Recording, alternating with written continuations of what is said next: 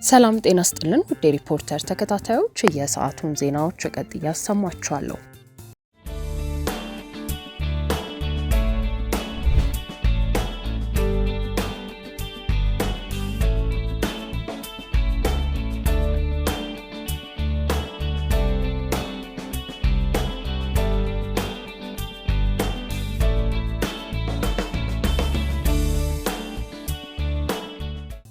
የኢትዮጵያ ብሔራዊ ባንክ IMF በአባል ሀገራት ድርሻ ላይ ያደረገው ማሻሻያ በፍጥነት እንዲተገበር ጠየቀ። ዓለም አቀፉ የገንዘብ ድርጅት IMF በአባል ሀገራት ድርሻ ላይ ያደረገው ማሻሻያ በፍጥነት እንዲተገበር የኢትዮጵያ ብሔራዊ ባንክ ገዢ ዶክተር ኢዮብ ተካልኝ ጠይቀዋል።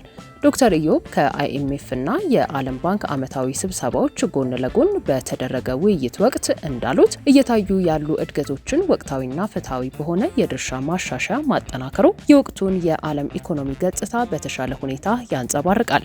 IMF 50 በመቶ የድርሻ ማሻሻያ ጭማሪ ማድረጉ የፋይናንስ ዘርፉን ሴፍቲኔትና የአባል ሀገራትን ፍትሐዊ ተጠቃሚነት አንድ እርምጃ የሚያሻግር መሆኑንም አንስተዋል። የብሔራዊ ባንክ ገዢው የድርሻ ጭማሪውንና ፈጣን ማሻሻያ ብንቀበልም የድርሻ ማስተካከያው በአስቸኳይ ይተግበር መባሉ የተጋነነ አይደለም ብለዋል። ኢትዮጵያን ጨምሮ ለብዙ የአፍሪካ ሀገራት IMF አጋር መሆኑን አንስተው ተከታታይ የድርሻ ማስተካከያዎች መዘግየታቸው እነዚህ ሀገራት ተለዋዋጭ በሆነው የዓለም ኢኮኖሚ ውስጥ የሚያስፈልጋቸውን ድጋፍ እንዳያገኙ ሊያደርግ እንደሚችል ጠቁመዋል። አሁን ላይ በማደግ ላይ ያሉ አባል ሀገራትን ድርሻ ለመጠበቅ የተጀመረውን መንገድም አድንቀው በማዕቀፉ ውስጥ ያለውን ዝቅተኛ ውክልና ማስተካከል እንደሚያስፈልግ አመልክተዋል። ሚዛናዊ ዓለም አቀፍ የፋይናንስ ስርዓትን ለማረጋገጥ በሚደረገው ሂደት እንደ ኢትዮጵያ ላሉ ተገቢው ውክልና ላልተሰጣቸው ሀገራት ወደፊት በሚደረጉ የድርሻ ማስተካከያዎች ቅድሚያ ሊሰጣቸው ይገባልም ብለዋል።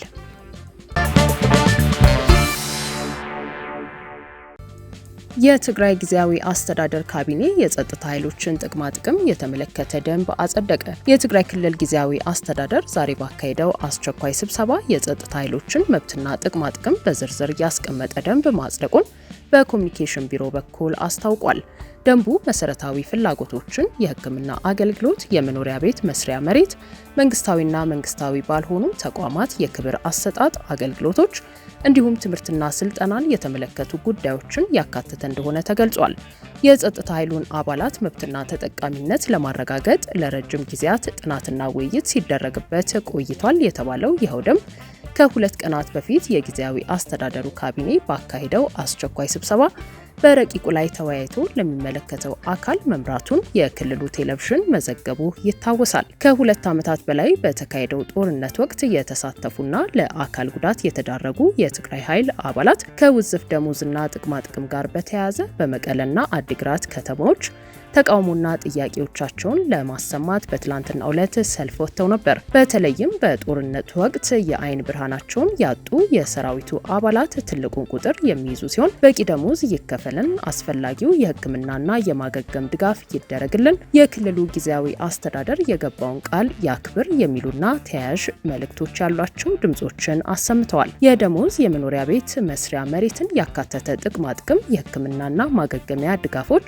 የሰልፈኞቹ ዋነኛ አጀንዳዎች እንደሆኑም ተጠቁሟል። የትግራይ ኃይሎች አርሚ 22 አባላት ከሰኞ ጀምሮ እስከ ትላንት ድረስ ለ3 ተከታታይ ቀናት ከወታደራዊ ካምፖቻቸው በመነሳት በመቀለ ከተማ አደባባዮች እንዲሁም የከተማዋ መውጫና መግቢያዎችን ዘግተው የቆዩ ሲሆን ትላንት ከሰዓት በኋላ ከፕሬዝደንቱ ሌተናል ጀነራል ታደሰ ወረደ ጋር ከተወያዩ በኋላ ወደ ካምፓቸው መመለሳቸውን የፕሬዝደንቱ ጽህፈት ቤት ማስታወቁ ይታወሳል። በዛሬው ዕለትም በአንዳንድ አካባቢዎች ሰልፍ የወጡና መንገድ የዘጉ የትግራይ ኃይል አባላት እንዳሉ የሚገልጹ መረጃዎች በተለያዩ የማህበራዊ ትስስር ገጾች ቢሰራጩም ሪፖርተር ከስፍራው ለማረጋገጥ አልቻለም። አጉል ጀብደኝነት ሳይሆን አሁንም በአባይ ወንዝ ላይ የግብጽ ታሪካዊ መብት መደራደሪያ ይሆናል ብሎ ማሰብ ቅዠት ነው ሲሉ የግብጹ ጠቅላይ ሚኒስትር ተናገሩ።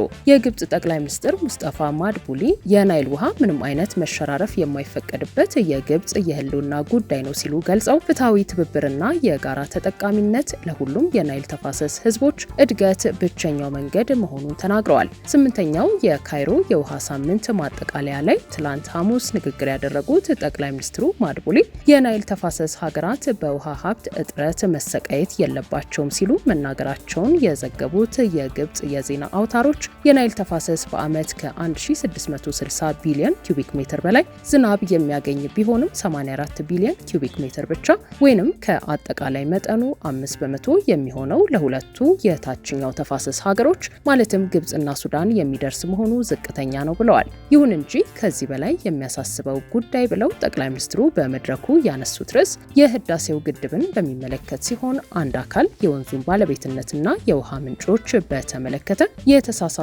ጽንሰ ሀሳቦችን በማስፋፋት የጋራ ሀብትን ከማስተዳደር ይልቅ የነጠላ ፖሊሲዎች መፈጸሙን መቀጠሉን ገልጸዋል። እንዲህ ያሉት ድርጊቶች የዓለም አቀፍ ህግጋት መርሆችን ከመጣስ ባሻገር በተፋሰሱ ሀገራት መካከል ቀላል የሆነውን የግልጽነትና የትብብር አካሄድ የሚሸረሽር ነው በማለት ተናግረዋል። በናይል ውሃ ዙሪያ የመዋጮ መጠንን አንስቶ መከራከር ሳይንስንም ሆነ ህግን የሚጻረር ሀሳብ ነው ያሉት የግብፁ ጠቅላይ ሚኒስትር ወንዙ በማንም የተሰጠ ሳይሆን ይልቁንም የተቀናጀ የስነ ምህዳርና የውሃ ስርዓት አካል በመሆኑ ሁሉም የተፋሰሱ ሀገራት ሚዛናዊ መብቶችና ግዴታዎችን የሚጋሩበት ነው ማለታቸውም ተዘግቧል። ማድቡሊ ግብጽ ለአፍሪካ ልማት የምታደርገውን ድጋፍ አወድሰው ነገር ግን የትብብር ሀሳቧ በሌሎች ላይ የበላይ ለመሆን ወይንም ጉዳት ለማድረስ አስባ ነው የሚል ምክንያት መጠቀም አስፈላጊ አይደለም ብለዋል። አክለውም የዓለም አቀፍ ህግ የመልማት መብትን ያረጋገጠው በሌሎች ሀገራት ላይ ከፍተኛ ጉዳት አለማድረስ ከሚለው ግዴታ ጋር በማይነጣጠል ሁኔታ መሆኑን በመገንዘብ በድንበር ተሻጋሪ ወንዞች ላይ ማንኛውም ፕሮጀክት መሰረቱ ይህ መርህ መሆን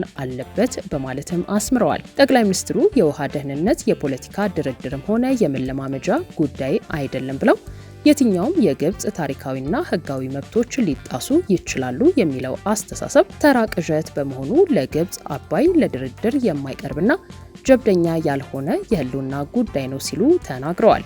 ግብጽ በዓለም አቀፍ ህግ መሰረት ለትብብር ቁርጠኛ ሆና በተመሳሳይ ጊዜ መብቷን በህጋዊ መንገድ ለማስጠበቅ ጥረቷን ትቀጥላለች ሲሉም አክለዋል። የኢትዮጵያ የውሃና ኢነርጂ ሚኒስቴር በዚህ ሳምንት ባወጣው መግለጫ ግብጽ በህዳሴው ግድብ ዙሪያ የያዘችውን የጠብ አጫሪነት መንገድ ቀጥላለች ሲል እየወቀሰ ሲሆን ግብጽ ራሷ ወደ ፈጠረችው ቀውስ ሱዳንንም ለመሳብ እየሞከረች ቢሆንም የኢትዮጵያና የሱዳን መንግስታት በጠበቀ ትስስር ውስጥ እየሰሩ የሚገኙ ናቸው ሲል መግለጹ አይዘነጋም። ውድ የሪፖርተር ተከታታዮች የሰዓቱ ዜናዎቻችን እነዚህ ነበሩ። ስላደመጣችሁን እናመሰግናለን።